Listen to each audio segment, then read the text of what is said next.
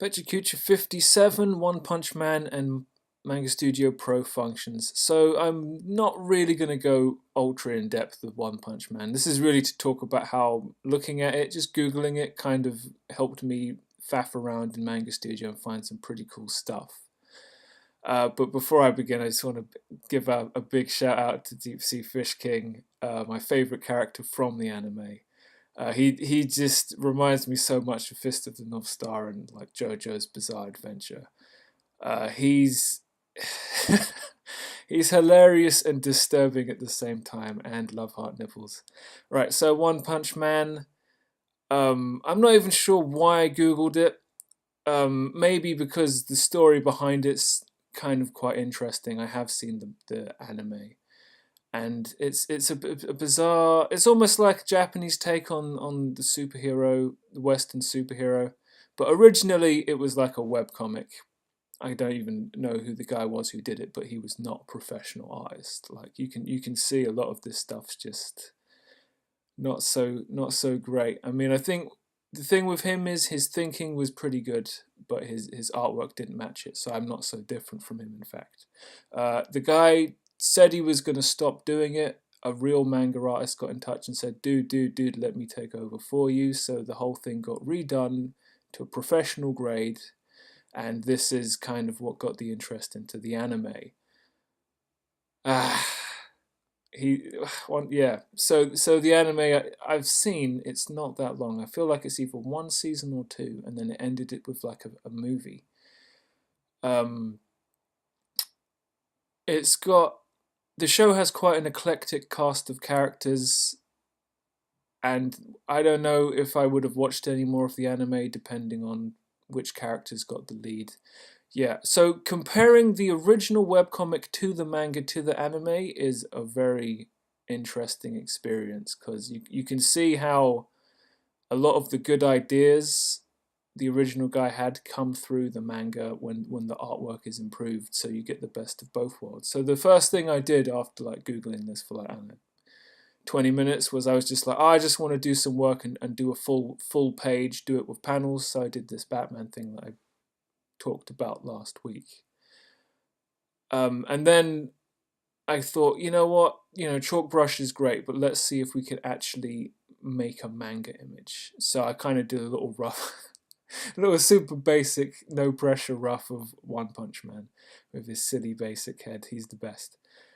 And I just like, you know what, we're going to vector this up. It's going to be painful because I don't use vector tools, but let's just get nice clean lines. So I mean, this took me about 20 hours of like using like shape tools and messing around with like pen tools and vector layers, and I'm just like, dude, the line weight is in the wrong place. It's I mirrored the ear because there's no way I was going to do it twice.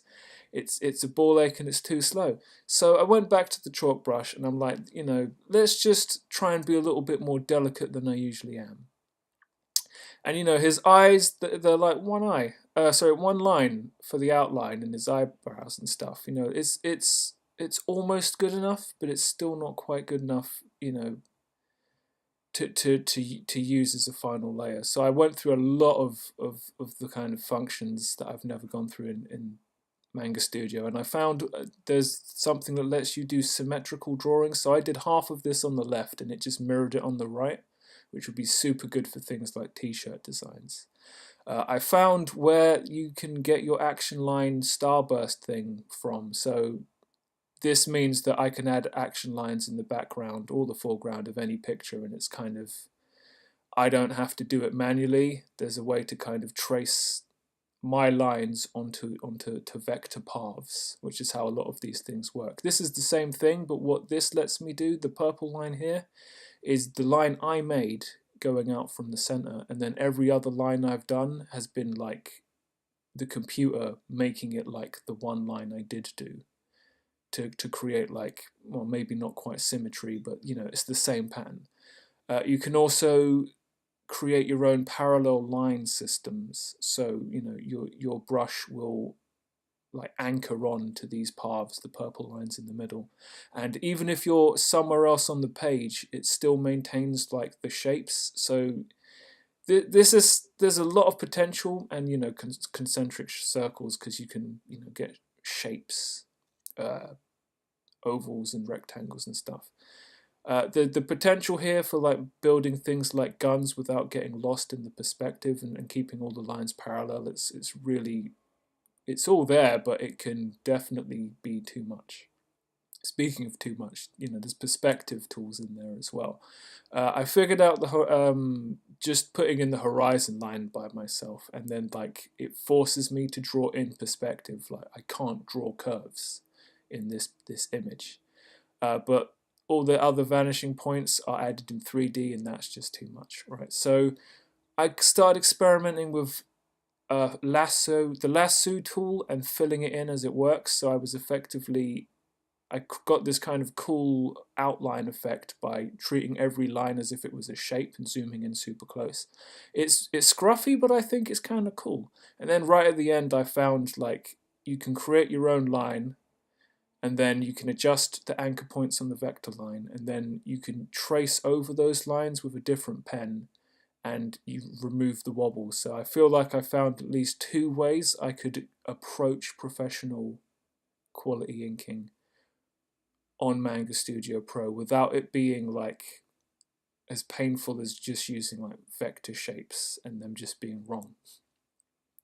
So to kind of streamline this week's one, and keep it all kind of one punch man-y, there was stuff I didn't talk about that's kind of worth talking about, and I'll just talk about it next week. There were some daily sketches, transformers, so a lot of these shape tools could be useful in the long run for like rendering Optimus Prime and stuff like that.